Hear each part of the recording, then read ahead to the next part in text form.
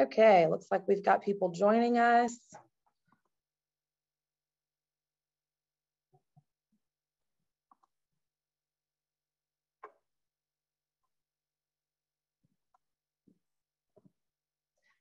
Hey guys, thank you for joining us this evening.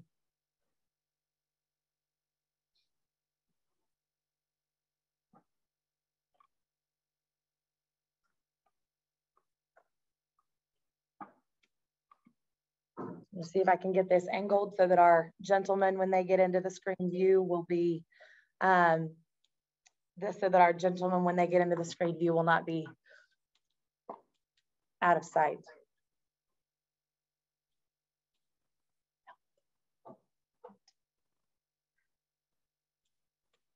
Are we muted? There we go. Okay, having some feedback here in the room with us.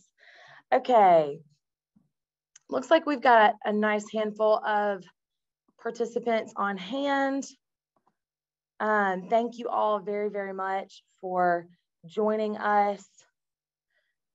I do want to make sure we have, there we go, awesome. Okay, got a couple questions in the chat already with some excited and some good luck, guys, to you here in the room. So awesome, thank you very much. And we will be checking the chat as we go. Once the students start presenting, we will hold questions until the very end.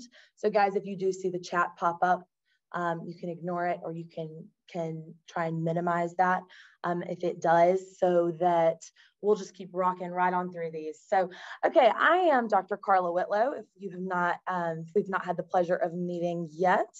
And now I'm having trouble getting it to advance. There we go. So tonight we are going to be talking about debunking some stereotypes. So this project came into our sociology class during a conversation that we were having about biases in society. And so we started talking a little bit about stereotypes and asked everyone to kind of shout out some stereotypes for us. And through that discussion, this turned into a project. We have 18 students. We had pairs of 2, and we ended up with 9 incredible presentations. And so we had a reminder every day that our #1 class rule was always going to be respect. Yeah, guys.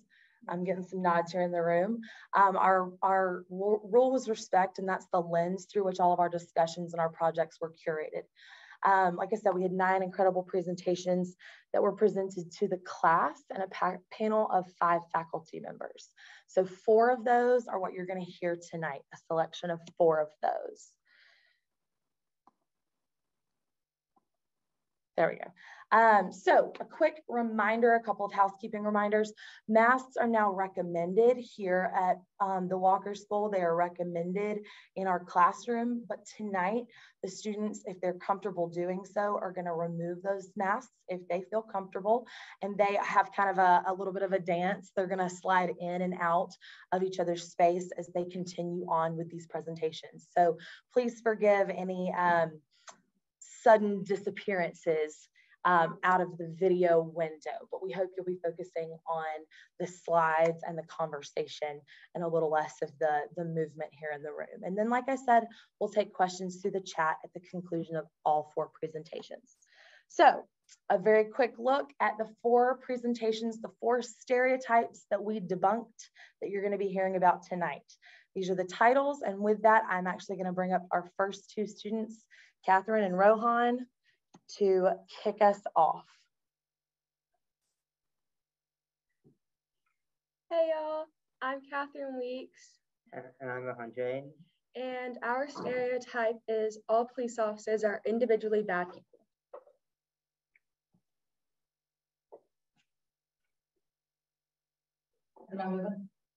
I do not know.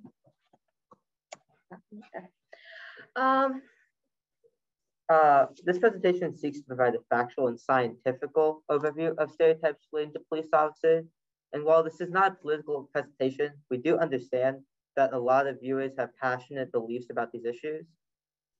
We are not of the same political views or parties or methodologies, but we can still come together and have a rational debate and discussion about the issues permeating throughout our society. Please be respectful and open-minded as we go. So our thesis statement is, we're going to kind of give a rundown. So words that are commonly associated with police officers is racist and bigoted. But what a lot of people don't understand is that police officers can positively impact their communities and have meaningful relationships with people inside of them. We wanted to point out that our presentation does not evaluate questions about the institutional policies of the police force. So as with any stereotype, there's a basis to it, or a logical basis. And anti-police stereotypes have followed US police departments since their inception. But these stereotypes have started becoming more prevalent in the 1940s as the first advocacy groups started publicizing police misconduct. The prevalence of these stereotypes often surged after widely publicized events in the media and in the news. So we're going to give an example of how this stereotype can be deemed true. Our example is the killing of George Floyd. He was killed on May 25th, 2020. He met Derek Chauvin, which is an officer, after a call about counterfeit money. George Floyd and Chauvin began to have a little bit of a issue between them, which resulted with Officer Chauvin putting his knee on George Floyd's neck. After waiting roughly almost 10 minutes, it ended up killing George Floyd. Chauvin was arrested and convicted of murder, but this was just one example out of many.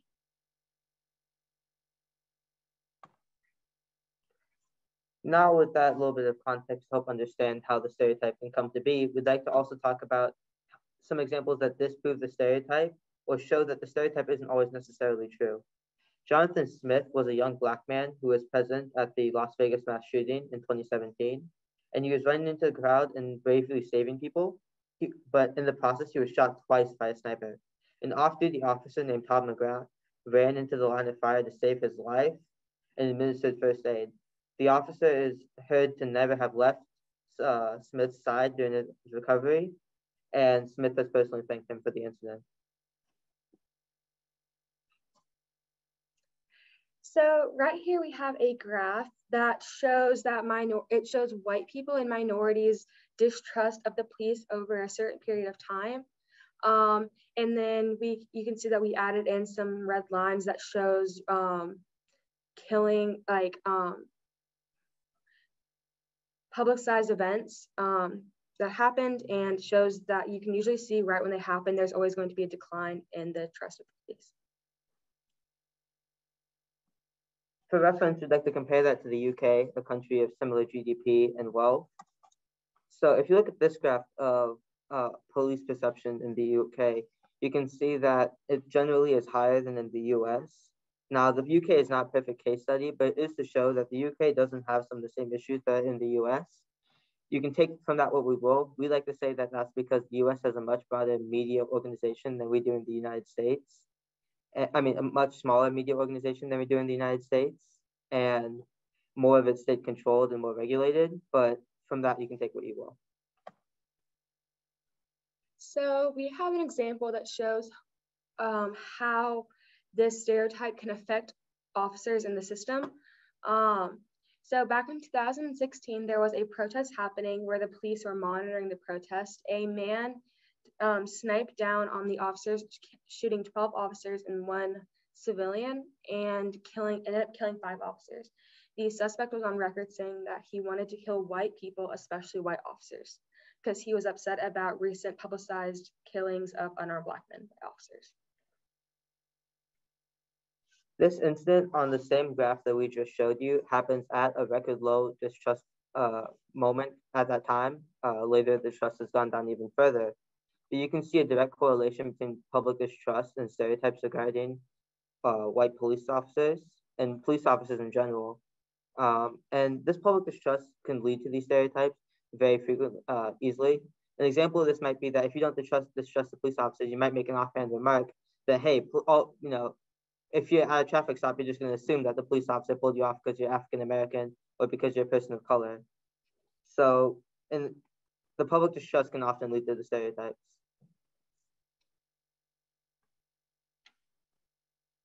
So we have another effect of public distrust and how it can affect the communities and their departments. So back in June 2021, a survey was monitored between 2020 and early 2021.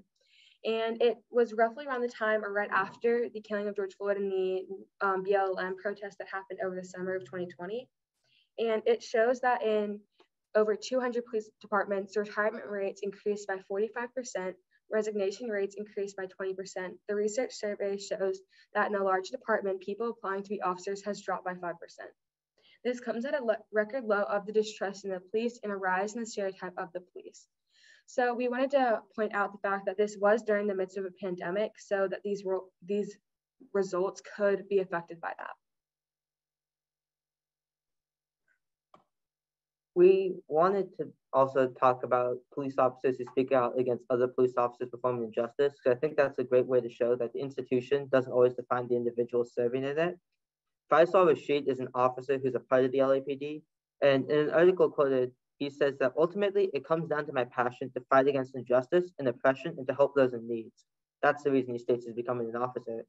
He later goes on to speak about the killing of George Floyd. He speaks about how those officers were behaving the exact same way, that for kind of the opposite of why he joined the police department.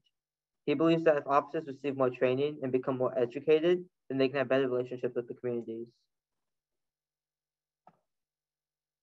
We'd also like to talk about how we can change this in our society, and how we can better impact relationships between the community and police officers. We'd like to spread more positive examples for police officers. I bet most people watching this call have heard of the George Floyd incident, but have not heard of Tom McGrath and what he did at the Las Vegas shooting.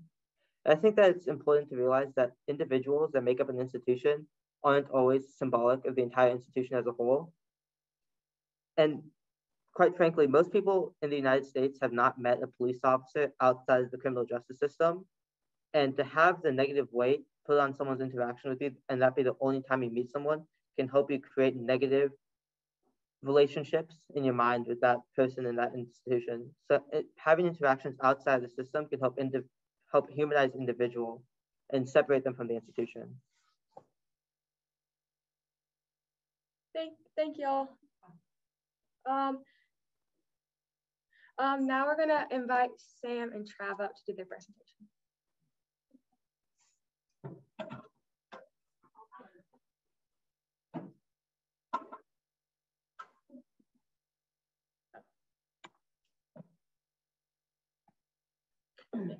All right, my name is Sam Moffitt. My name is Travis Tatum. And our presentation is on the stereotype that all Christians are homophobic.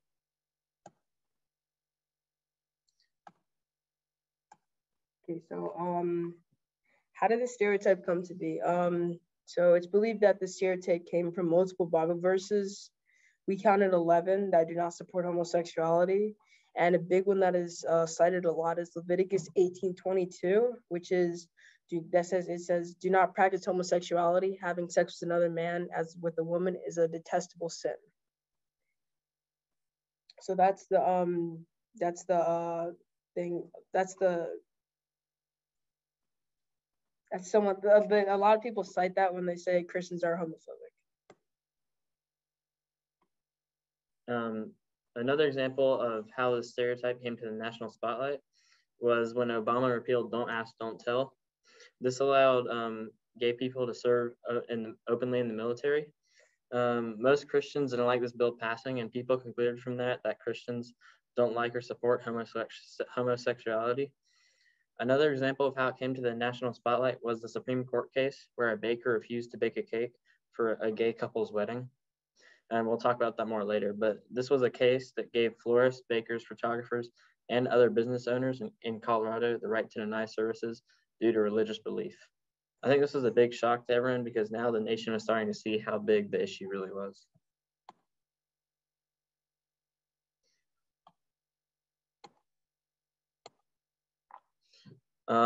Another example of the example of the stereotype we used was the Supreme Court case.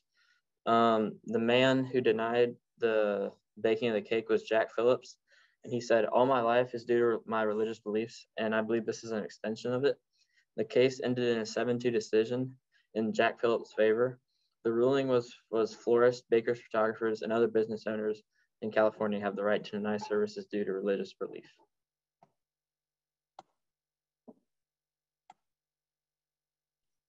And here's an example that dispels the stereotype.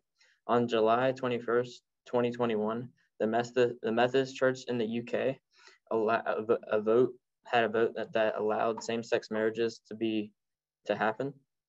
The vote passed by 254 to 46. This was a big step for the Methodist Church because we haven't seen something like this from Christians before. And this dispels the stereotype because now there's at least a whole branch of Christianity that does support gay marriage. And another example that dispels the stereotype is a survey that was conducted in 2015 saying that 54% of Christians do support homosexuality. And another survey was taken in 2007, and it showed that from 2007 to 2015, it increased by 10%. So we can infer that this percentage has most likely increased now because of all the movements for LGBTQ.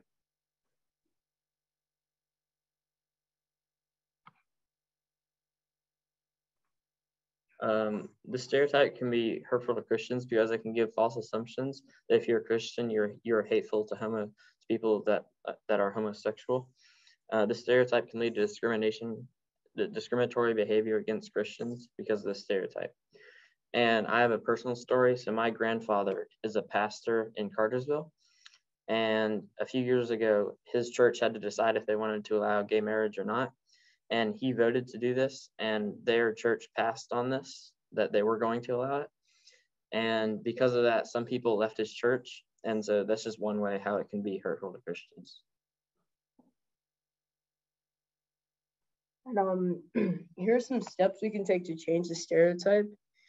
Most people believe that Christians, a lot of do, that they don't support gay marriage and they're homophobic. So one easy fix would be to start supporting them more openly, like the Methodist Church is doing, voting to allow same-sex marriage. And also maybe Christians should maybe go to pride parades and have a say in that. And it would just be, another step would be to, for every church, just be more inclusive and maybe vote to allow same-sex marriage for other branches of Christianity besides just the Methodist. And these should help people to see that most Christians are not homophobic. All right, that's our presentation. Thank you. The next presentation is by Rowan Moore and Cass Brewington.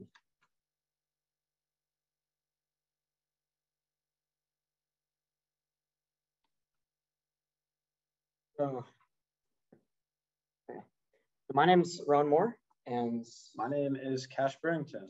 Our stereotype is that all people of Middle Eastern descent are terrorists. So, some history on the stereotype.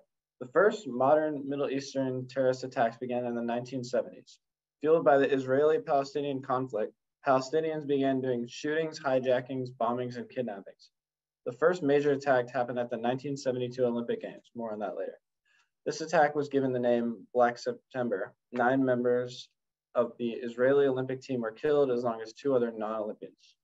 The American media started to label Palestinians as hostile, and these attacks continued giving the public a false idea of Middle Eastern people as a whole. Israeli-Palestinian conflict began in 1948 when the State of Israel was created. This started a turf war between Palestinians and the people of Israel. Israel won after a year of fighting, but the Palestinians paid a major toll, having 750,000 citizens displaced. From then on, Israeli-Palestinian tension was building. Eventually, the American media caught wind of this and recently depicted them as hostile toward the country and even evil. So 9/11, everybody knows about 9/11. So after it happened, the media exploded and America began the war on terror. And this led to almost all America distrusting people from the Middle East, and the military took part in large conflicts with them. 9/11 was an absolutely huge turning point for the recognition of these Middle Eastern conflicts. And from this point on, the entire world was familiar with and scared of this possible threat from the Middle East. An example of this stereotype in action. On November 13th, 2015, multiple attacks happened all throughout Paris. Gunmen and suicide bombers attacked a concert hall, major stadium, and restaurants and bars all at the same time. 130 people were killed and hundreds more were injured. These acts were considered an act of war by the French government, and they left millions of people feeling unsafe throughout Europe and the rest of the world, fueling this idea of fear and conflict. It says world, they cut off a word, but yeah. So here's something that disproves it. And one example of it being untrue and harmful is with a man named Mohammed Shamoun. So he was on his way to a mosque in London when he was handcuffed and searched for. And because the police said he was wearing too many clothes. And this is just a blatant example of it. And this happened in 2017. So it was also very recent. Another example disproving the stereotype. A Muslim millionaire, Ali Banat, was dying of cancer, so he chose to fly out to Togo and give away all his life possessions. He gave away his cars, clothes, and everything else. He also has a charity set up to continue giving money to the needy. Something interesting about this event is that it never made major news headlines. Think about if this were an American millionaire, the news would be heavily involved, but I can guarantee that 99% of you guys have never heard of this. Damage done. So there's a few things we have here. So people from the Middle East are discriminated against and feared. It reduces interest around Middle Eastern culture and tourism to the Middle East. After 9/11, many were scared to fly on planes. As hostile intent towards people from the Middle East grows, it can create similarly great hostile intentions from those people. It weakens connections to Middle Eastern countries. It discourages Middle Easterners to follow their own country. And we've got, and also random checks at the airport. And that last one, we have Rohan, who presented earlier. We were running through this presentation earlier, and we were just going through some examples, and Ron mentioned that he went to the airport. I mean, I'll let him come up and talk about it, but if he wants to. But so he was just but he's basically talking about his experience with it. I'll say as someone who has a lot of brown family members and Muslim family members, and someone who's obviously brown, when you go to the airport, you kind of have to get there a little bit earlier than other people might have to. For a domestic flight to Florida, which is 45 minutes from ATL, it's going to be about 2 hours before your flight you have to get there because you know you're going to have to go through secondary screening because of the racial profiling there. Thank you, Rohan. Some ways to change the stereotype. Because this stereotype is obviously harmful to a large group of people, we definitely need to get it changed. We need to establish good connections with governments in the Middle East. We need to bring awareness to the people affected by the stereotype, and educate people in America and other countries about these cultures. Also, we need to show powerful Middle Eastern figures representing their culture in America. And that's the end of our presentation. Thank you. And now Riley Evans and Dawson Davis will be presenting. I'm going to jump in and give a quick note. And thank you guys for your comments as well. We are seeing them. I want to note that these students are so committed to these presentations that if you noticed, we had 3 boys who came in off the soccer field, another who came in from baseball practice, and we've actually got Dawson Davis, who is going to be joining us from the car as he is on his way to get a scuba certification so that he can do some further training this summer. So large level of commitment from these guys, and I'm super, super excited about it. But we will, like I said, I believe, Dawson, can you give us a test? Can we hear you?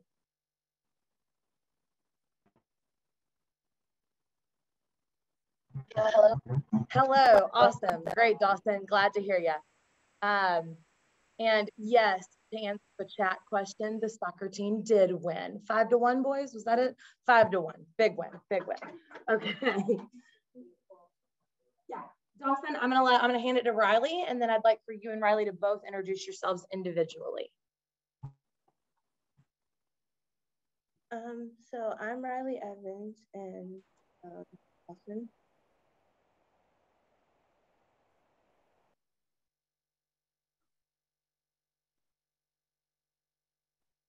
Still with us, Dawson?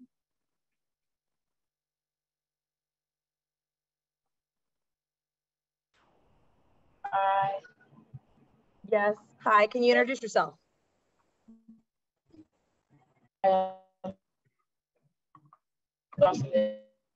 Dawson Davis, excellent.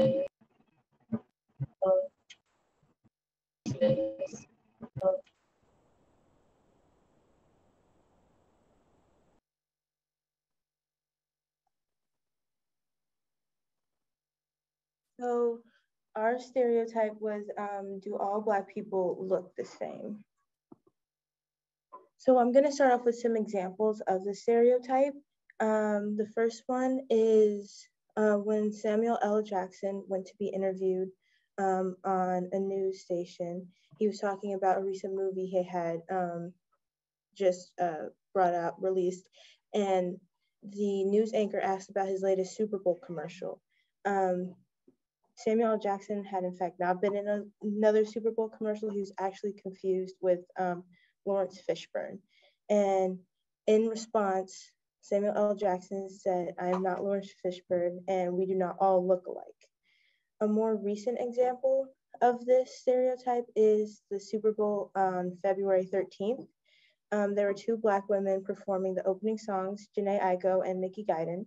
The first performer was Jhené Aiko, and she sang America the Beautiful. Before singing, when they were introducing her, the camera zoomed into Mickey Guyton instead of Jhené Aiko. And Dawson, I'll hand it over to you.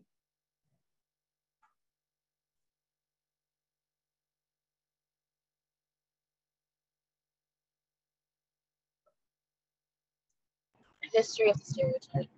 So the stereotype that all Black people look the same as a whole comes from Black. Caucasians support wide variability in hair color, so they may grow accustomed to differentiating strangers by looking at their hair. On the other hand, Black people show more variability in skin tone, so they might instinctively use skin tone to tell others apart. Basically, we take notice that that we're different from us. But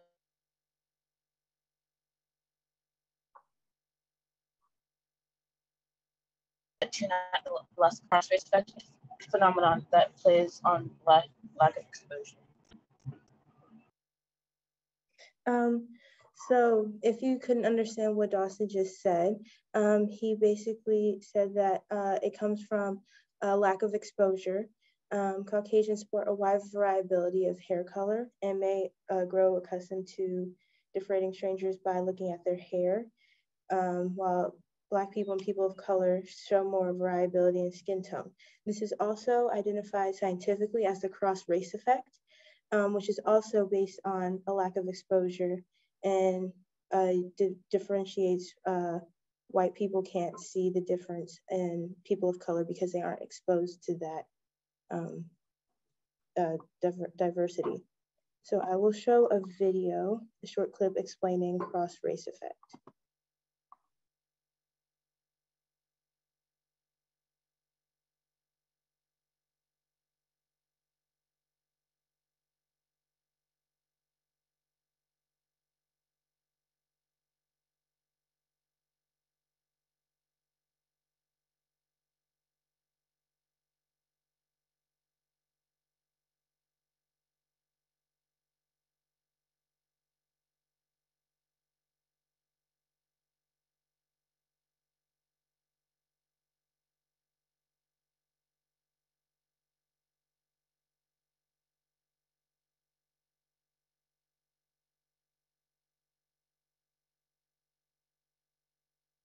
Okay, so the damage done by this stereotype can come in with false accusations, leading people to be arrested,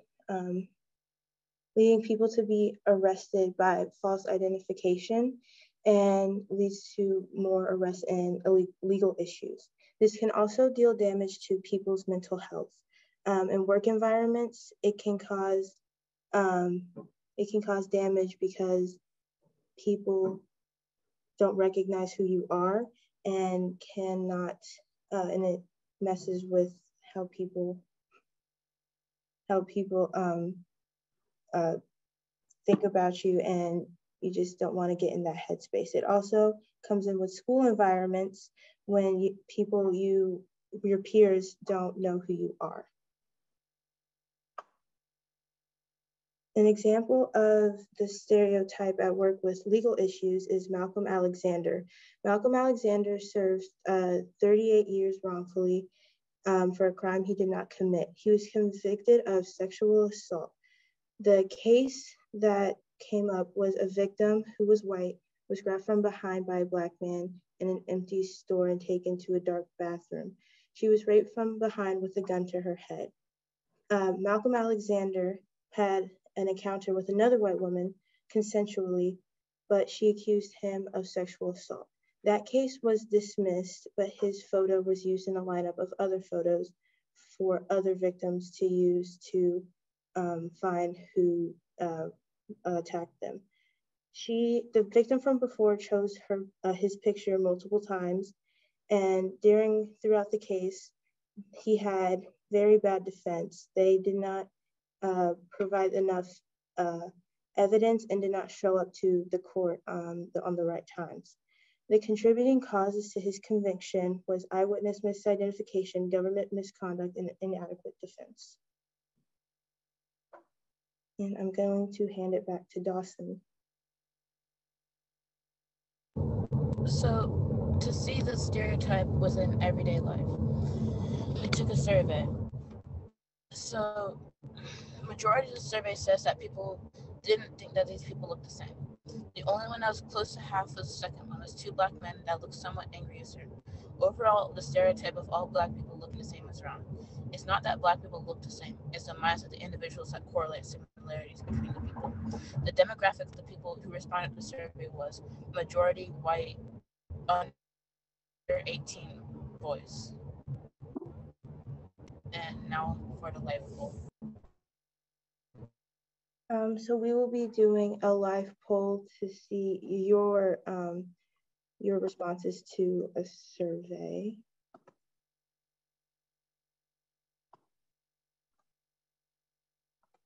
So for this, it's to say, could you confuse these 2 people?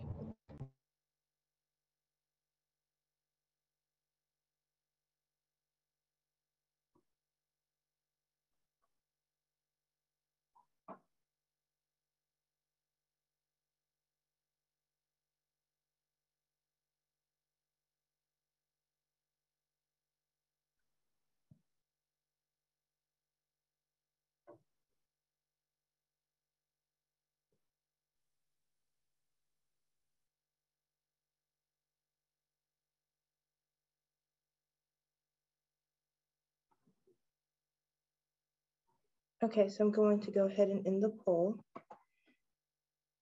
And the results from this poll is that 52% of you guys said that you can confuse these 2 people, and 48% of you guys said that you could not confuse these 2 people.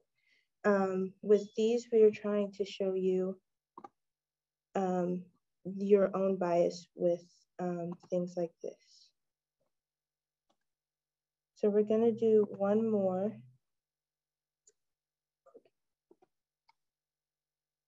And we're gonna do one more with these 2 images.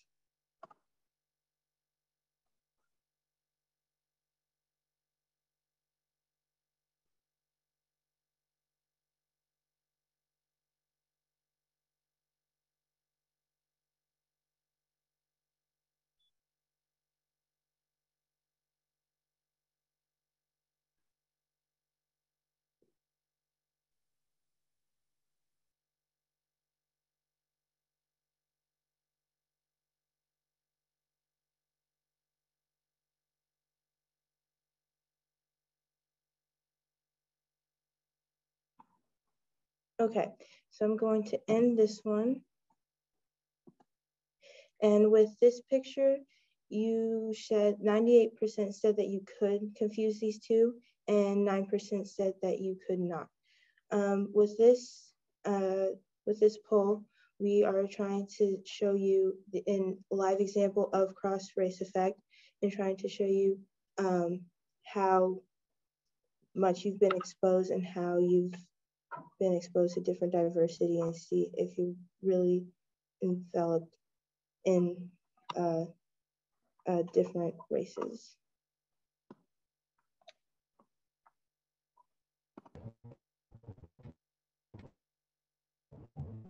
Ways to change.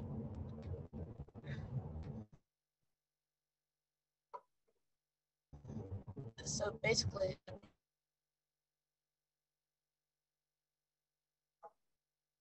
problem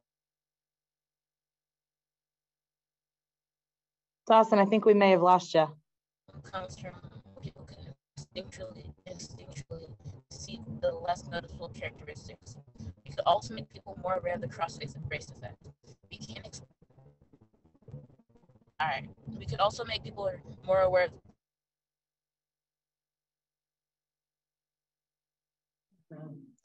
I'm going to sum up what he just said. Some ways to change is more exposure to diversity through everything, and more immersion, which is being exposed to more races through movies, through shows, through music, and through their holidays, and through cultures, and through everything that you would like to invest in. And another way is to be more aware of the cross-race theory. And when you are being made more aware of it, it is not an excuse to be blatantly racist, which is why we need to be more, explain it more and make people more aware of the theory. And thank you. I'll pass it off to Dr. Hunter.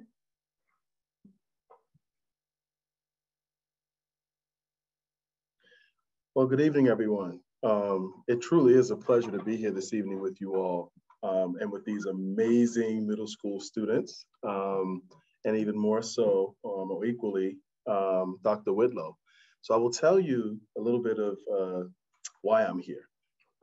As Director of Community Life, I had the great good fortune to be invited to the class presentations along with two colleagues of mine, Dr. Cindy Schaefer. Shout out to Cindy. I think Cindy's out there in the audience. On virtually, of course, who is our history department chair, social studies department chair, and Dr. Derek Davis, Dr. Derek Williams, who is our director of human resources. We made up the panel for these young, brilliant minds, and we were blown away. We were absolutely in awe with the presentations, how they spoke truth to power.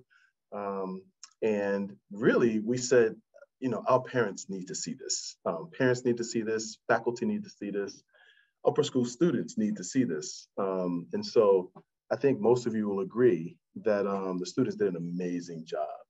And so subsequent to the presentations, we started talking about stereotypes even further. Go ahead, Dr. And so I talked to the students about the Anti-Defamation League, or the ADL's Pyramid of Hate. And I'll talk a little bit about it with you all.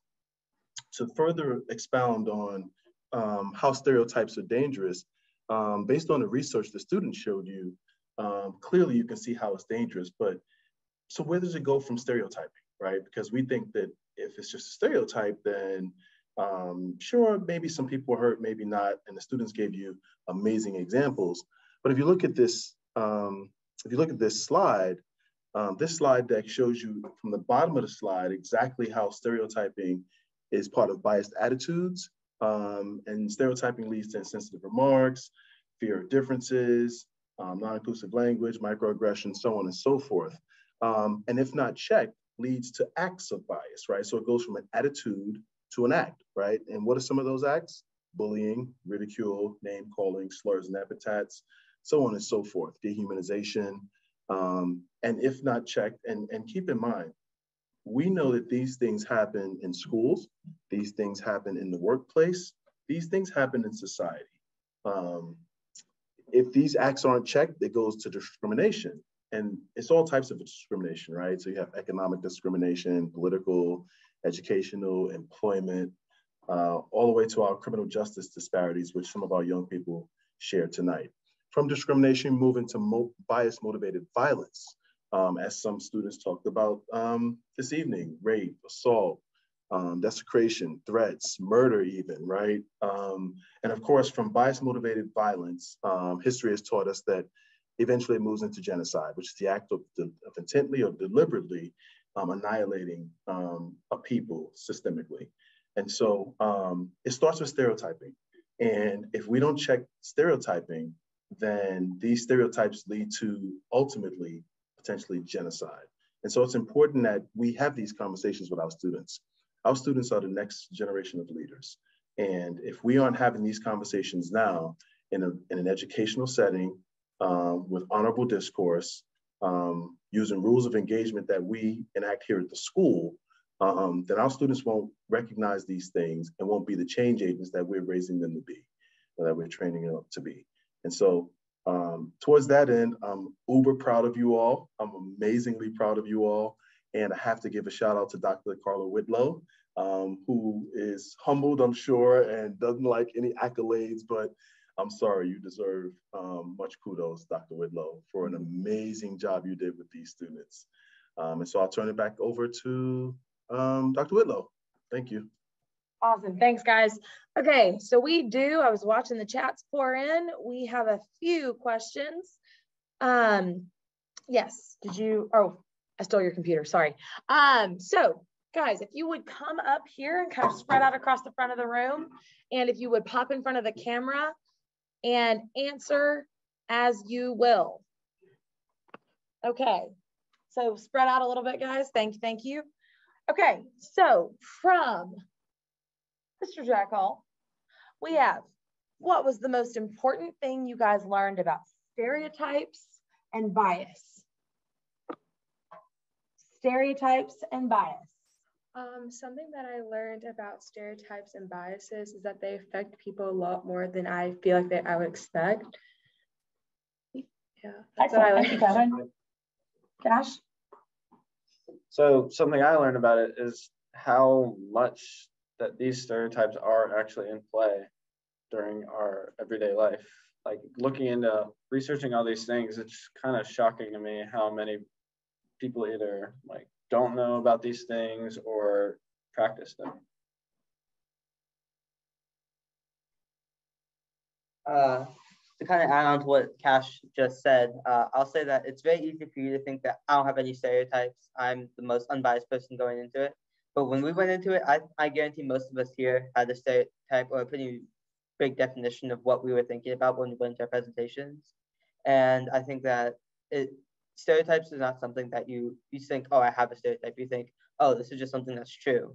So you have to really think about, what am I saying and why am I saying it? The biggest thing I learned was how much the media influences and causes these stereotypes to happen. All right, so another question. How has your research changed your previous opinion? Or if you'd like to pull from another stereotyping presentation that we heard tonight or in class, how has your research, a presentation that caused you to go dig deeper, how has your research changed your previous opinion? Whoever, yeah. The research that we conducted really changed my opinion a little bit. I've always been very pro-police and the police, just pro-police. And, but I never really realized once we did the research, like I was more enlightened about the fact that there's a lot of injustice throughout the police system and I need to be more cognizant of what I believe if I have not done the full research on it.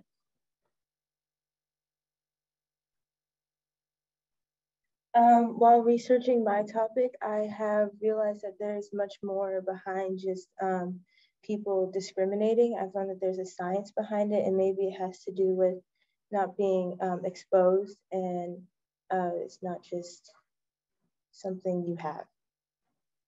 Very nice. While researching my topic, I saw that there's always going to be the 1% of people in any group of people, like Christians. You'll have that 1% who's crazy, and that'll really that might be homophobic and be all the stereotypes. But you can't let that 1% represent the whole group of people. And mine kind of ties back to what I said about the media before. And mine is really that while we were looking for like to disprove the stereotype, like it was pretty hard, especially for major news outlets, to find good examples. And like that's the main thing I took away. And I had to kind of dig deep to find those because a lot of it was just violence that happened over there. So very good. Okay, so with all this information, what's one thing we can do to make this a better world? Let's see.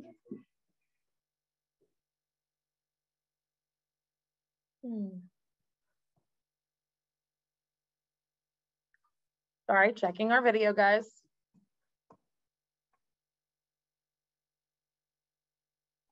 I think we're still on video. One thing we could do to improve the world was just to like try to check yourself every once in a while and just make sure that you're not stereotyping, or yeah, just try to be kind to everyone. Another step that we can take is if you see this stereotype in action, speak out to stop it, or at least have the person recognize that they are showing this stereotype and it is harmful to a lot of people. So I'm going to tag on and also, so what can you do? What can we do to make this a better world? And how will you be a change agent? To quote Dr. Schaefer, how will you be a change agent? So I think you led in, Cash, did you just speak? Yes, Cash, you led into that with things that you could personally do. So as you continue to answer that question, put that tie on it. How will you yourself be a change agent in making the world better? Be a better change agent, I guess. Like the main thing is to like recognize your own biases and your own stereotypes, but also like we're doing is kind of like spread awareness about it, and especially if you care about it. So yeah, I think that's important.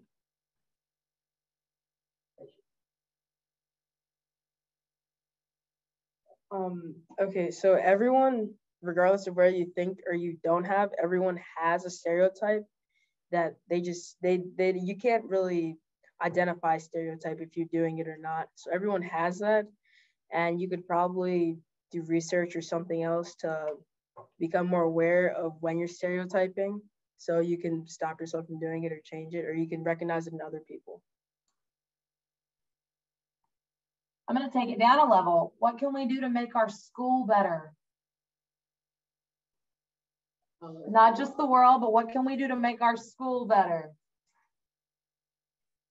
To make our school better, I think we can take more time to educate people and make them more aware of the things that they're doing and prevent them, or make them more aware of when someone else is stereotyping. Well, I know one thing we always talk about in school is with bullying, see something, you say something, but the same things apply with stereotyping because it happens all the time, whether you know it or not. So if you can recognize that and take the time to tell the person to stop, then that can be very helpful in the long run.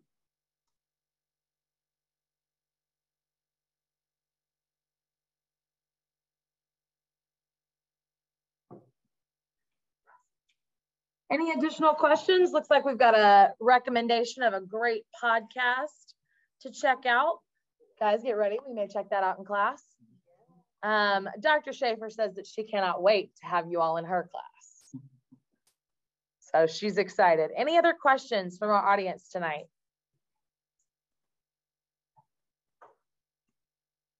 Mr. Gale says, so proud of everyone. We appreciate that. We're getting a lot of great stuff. Fantastic job. Personally, I'm really, really proud of these students. I'm really proud of the other students who are not able to join us tonight. I have 18 students who absolutely knocked it out of the park. This is just a sampling of 8 of them. So you guys make me proud. I didn't do anything like this until college. Great work, guys. Excellent job. Our entire family is watching. Just reading out some of the comments. Great job, parents. Looking forward to getting you to know you better as upper schoolers. Thanks for sharing. Thanks for sharing. Excellent.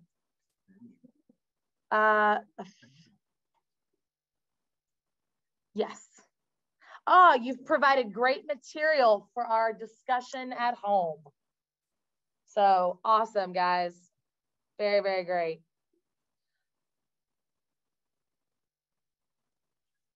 All right. Thank you all for joining. We'll close out a few minutes early tonight. Thank you for taking time out to join us. We will send these guys on home. Thanks.